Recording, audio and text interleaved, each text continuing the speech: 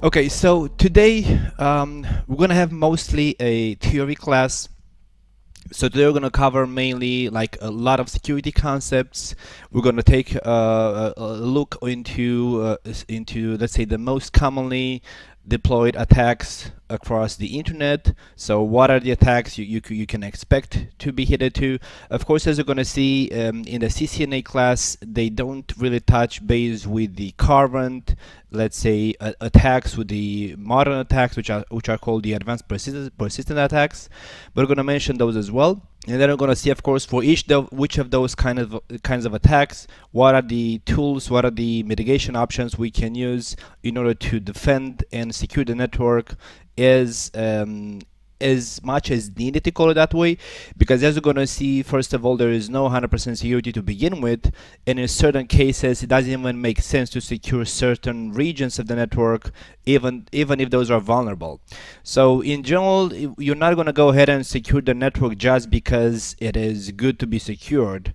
This is going to be done based on following a systematic based approach, with risk assessment, risk analysis, assessments, vulnerabilities, countermeasures assessment, and then seeing basically the end result would be if the organization is going to deploy some of the mitigation tools, which ones, in order to defend which assets that they own. So it's not going to be like in general.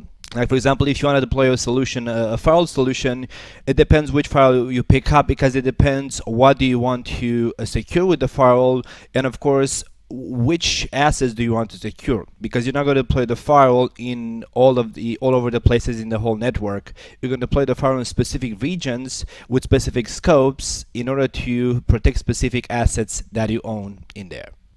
So there's going to be mostly theory, as I was saying, and then the remaining 2 days we're going to go more on the CLI side. So the upcoming 2 days we're going to be doing a lot of like control plane security, management plane security of the devices, and then we're going to go to the firewall configuration, both the ASA and the iOS firewall, just basic level for the CCNA, and then we're going to go on the last day with the VPNs, both IPsec and SSL. Likewise, just a brief introduction and couple of configuration options, let's say commonly used one at a basic level, to get you a bit experienced and moving on and ready for both the exam and real life implementations, but basic level. So let's speak about what is some of the computer security terminologies. So some commonly used words and what they mean exactly. So we have what is called a vulnerability, which is not an weakness, but a weakness of a system or of a protocol or of an application.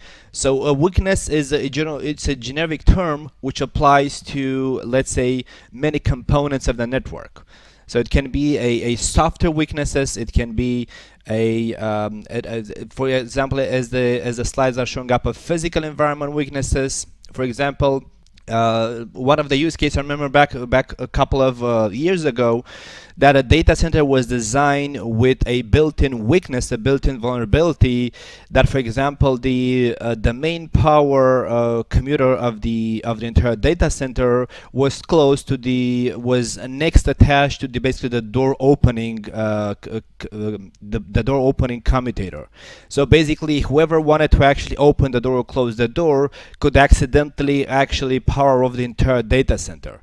So that's a design flaw, a design vulnerability, which of course they couldn't basically redo the schema. They had to put in place proper countermeasures to make sure that whoever wanted to open or close the door didn't accidentally basically shut it down, the power in the whole data center. So a physical environment weakness, a software bug, as I was saying, or a protocol system design flaw. So for example, each protocol of course is not let's say vulnerability free. As a protocol is more and more used within a network or within the internet, we find few or many vulnerabilities of the protocol, and then we have to fix that up in the next versions or by patching it. There are also system design flaws. So a system, the components of the system may have built-in design flaws. For example, weak passwords. Any of those options basically are going to be used by an attacker in its benefit. Then we have what is called a threat, where a threat is a event or a circumstance which causes damage to systems or to endpoints, which in general a threat makes use of a vulnerability. Like for example, a physical threat could be fire, happening, a water flooding the data center, or an earthquake, which is of course that's a natural disaster. So some of these are basically making use of certain vulnerabilities, other not.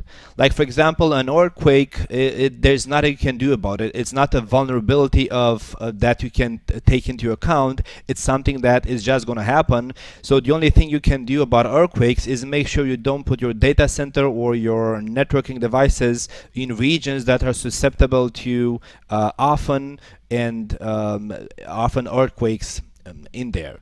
But for example, for against a fire showing up, you can of course deploy certain countermeasures like a fire monitoring system, which whenever a fire shows up in a specific building is going to not only is going to cause an alarm in the system, but is also going to take action by using water to stop the fire, by using gas to stop the fire.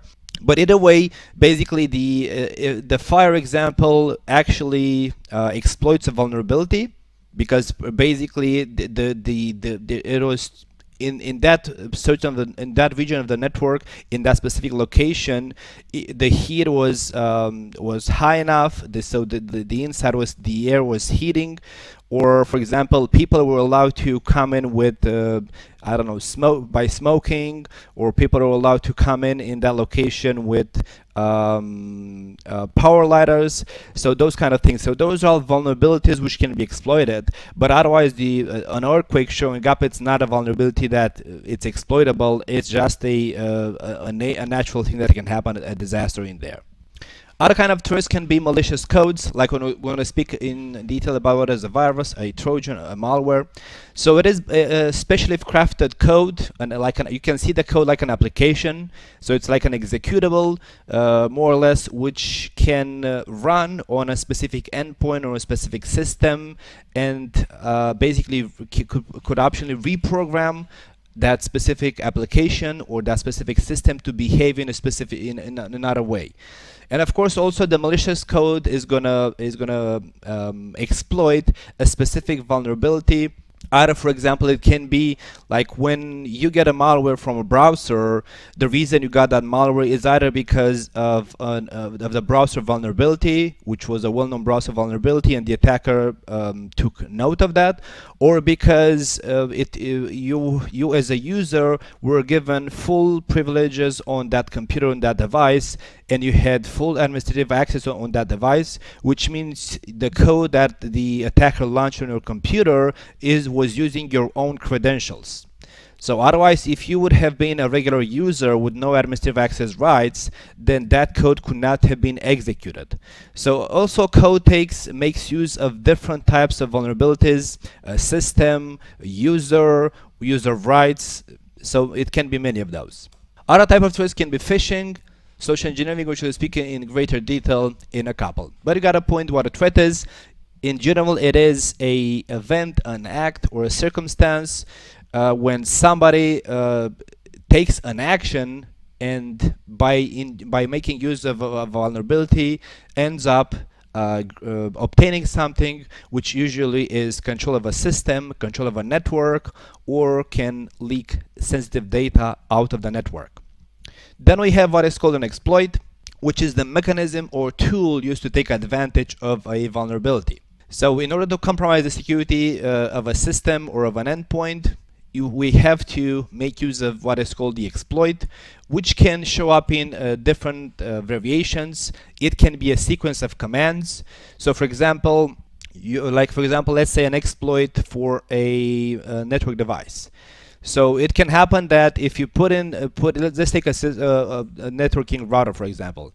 So if you put some commands in a specific order on the router or on the switch you're configuring, it may cause an unexpected behavior because of the coding process in that operating system. So that's like, again, a sequence of commands, with specific sequence of commands, which if they're run in that specific way, they're going to end up, the system that the commands are being run onto is going to end up with an unexpected behavior, which could possibly, for example, allow grant the attacker full access to the device, for example, or make crash the device. That's not an option.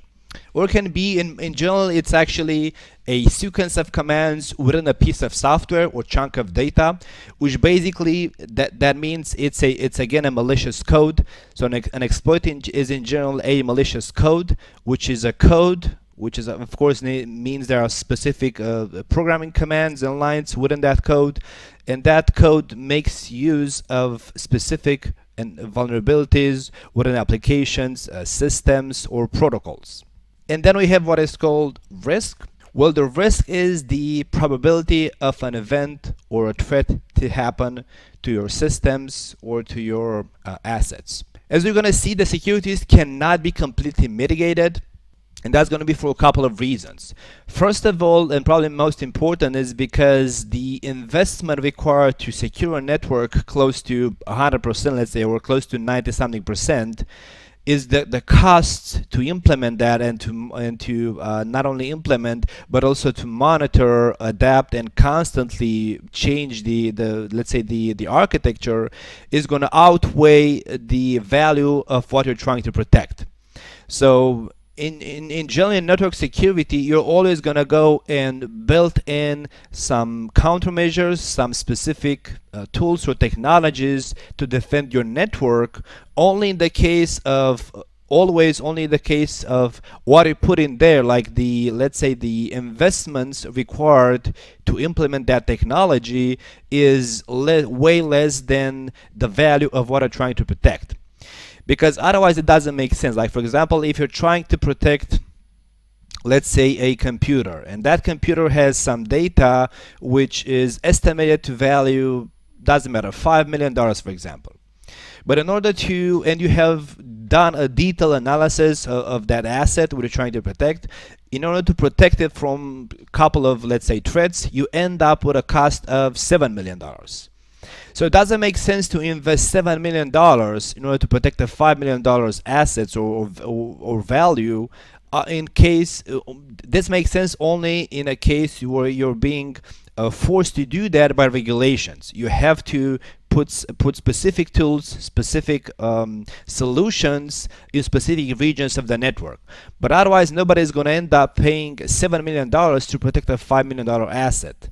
At that point, it's way better to just accept that you may lose it and basically replace it in case that happens.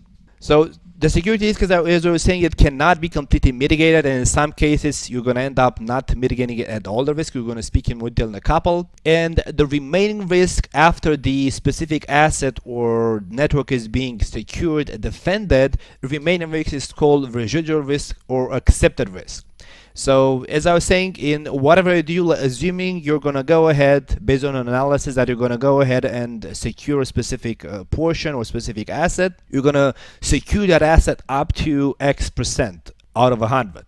So you're going to secure an asset up to 80%, up to 90%, or 70%, or it depends on the analysis you're doing and the cost involved to reach that level of security. Because sometimes it may take like $100,000 to secure a specific asset up to 80%, and then it can take a couple more $1 million to secure the network with 1, 2, or 3 more percents in there.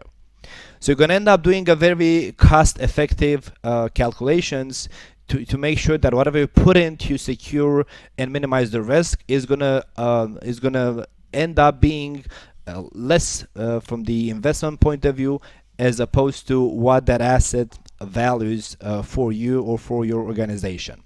And in the end, if you end up, let's say, securing a specific asset up to 80%, then what remains, the 20% risk remaining, is called the accepted risk or the residual risk. So you have to accept that there are 10% chances to basically lose that data, or that data gets compromised, or the system gets unavailable. You have to accept that risk in the end in there.